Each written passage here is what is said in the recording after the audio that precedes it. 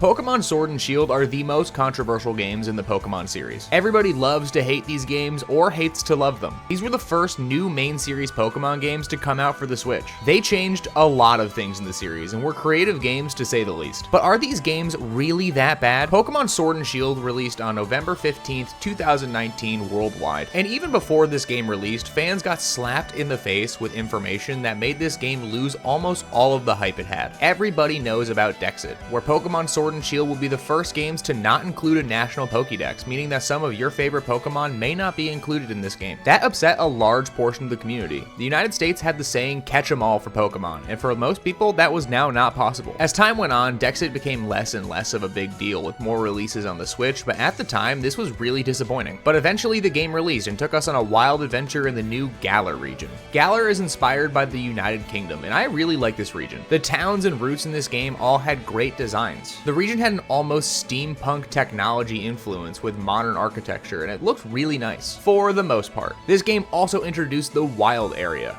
The wild area was the first step into having an open world environment in a Pokemon game. This area gave you the ability to travel wherever you wanted. Exploring the wild area was a really good time, but the only problem is it looks like it was made for the PlayStation 1. The whole area is just void of detail. It just has Pokemon roaming about, which would be great if there were detailed environments for them to be in. You'll often see Pokemon walking around an empty field in the middle of the wild area, and that just takes me out of the immersion. Though it lacked graphical detail, the area was really fun to play in. Running around and catching Pokemon in the wild area was a great time, but in order to get to the wild area, you had to start your adventure. And the game starts with you meeting your rival Hop, whose brother is the champion, named Leon. Hop is not a great rival. He more so feels like an annoyance than a rival, and at any point, he's not really much of a challenge. Looking at this kid makes me want to eat a cactus. He just kind of pops up and complains about whatever's happening, and I don't really find him to be an engaging character. Whenever he would show up, I would just get upset that I have to deal with him. Leon, on the other hand, is a great character. I like Leon a lot.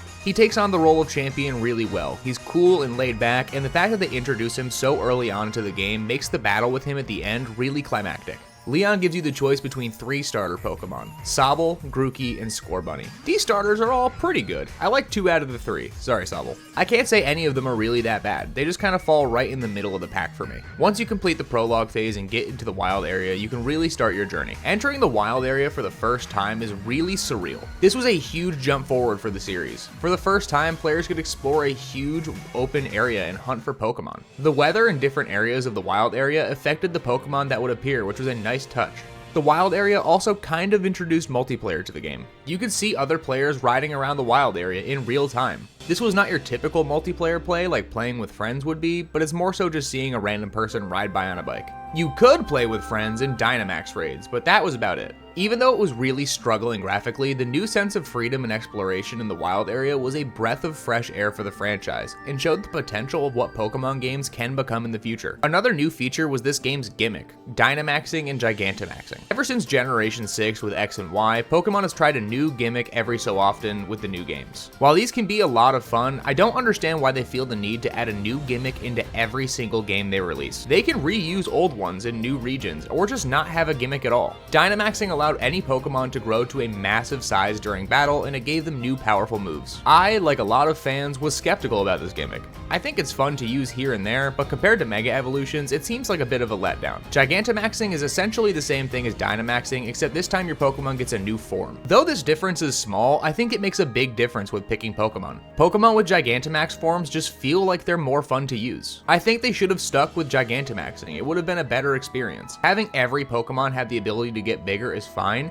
but Gigantamaxing was just a much better experience. Yet another controversy of this game was this is the first Pokemon with a DLC expansion pass. 2 DLCs were released for this game, with the Crown Tundra and the Isle of Armor. Like I said before, this is the first Pokemon game that was affected by Dexit. Game Freak cited that technical limitations were the issue, but when I gave them $40 extra, somehow there was no problem anymore and new Pokemon were added to the game. Admittedly, the DLCs were a really good time. It was a great way to expand on the game, and they offered loads of new Pokemon, new experiences, and new battles to have. The stories were a little lackluster, but it ended up offering a great time for fans who wanted more of this game. But having DLCs shouldn't substitute having any endgame content whatsoever. One of the areas this game suffered in was the lack of any post-game content in this game. Previous Pokemon games offered huge amounts of post-game content, from the Battle Frontier to the Delta episode and even the Pokemon World Tournament. With Sword and Shield, the endgame felt so lacking by comparison. It slightly had a post-game experience if you can even count it with these guys, but this more so felt like the end of the actual story as opposed to additional content. While the DLCs added more content later on, the base game's endgame offered so much to be desired, and it led me and a lot of other players to quickly lose interest in this game after completing it. The DLCs were added later after the game had already been out for a while, and by the time the endgame content was added, it felt like it was too little too late. I played both of these expansions and they were loads of fun, and I wish they had something similar to these new areas in the base game that you can unlock by beating the game.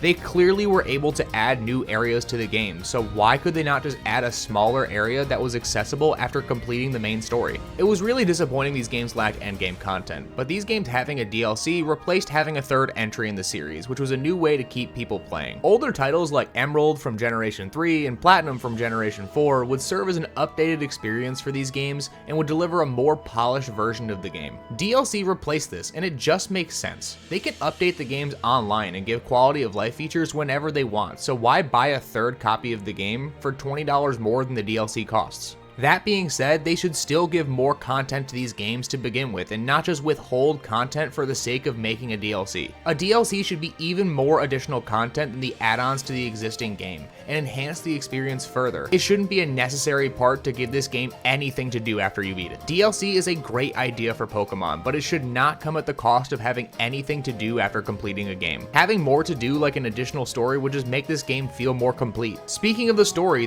and enemy team were also a struggle in this game. Team Yell were the villains in this game, and they are a lackluster team compared to old teams like Team Rocket and Team Galactic. Their motivations were really dumb. They were essentially just cheerleaders for Marnie, and their role in the story was more so of an annoyance than a real threat. You don't need to have a villain group that's trying to destroy the world, but having something that you're trying to do besides being a nuisance would be great. The overall story of Sword and Shield is criticized for being too straightforward and lacking any depth. I don't think this game's story is bad, I just don't think it's that great. Chairman Rose is a really good antagonist. Even though he has nothing to do with the villain organization, I really don't think it matters in this case. On his own, he's really menacing. This story proves that one man can really destroy everything and is a great example of this. He really seems like a friendly businessman on the outside, but his intentions have corrupted him. He's overall a great villain, and I think if they leaned more into it with this game, it would have had one of the best stories in Pokemon, but they just didn't go into it enough. This game gets a lot of hate, but I think this game offers a load of options to make this game fun. Dynamax raids are really fun and refreshing, and getting to team up with friends to take down Pokemon is especially fun. The Crown Tundra DLC introduced Dynamax adventures, and they are incredible. Going on an adventure with friends to catch legendary Pokemon is wildly fun, and one of the most fun I've had in a Pokemon game in a while. Though it was a DLC edition, it was an experience that made this game feel like it was the most fun and accessible multiplayer Pokemon experience to date. That doesn't excuse this game's faults though. There are a lot of things this game could have improved on, but they just didn't for the sake of adding a DLC. I love the idea of having a DLC, and I think it works really well for the series, but that doesn't mean they should drip feed content. If you look at games like Omega Ruby and Alpha Sapphire, and even Sun and Moon, there was a lot to do in these games after you beat them, keeping players engaged. So are Pokemon Sword and Shield really that bad?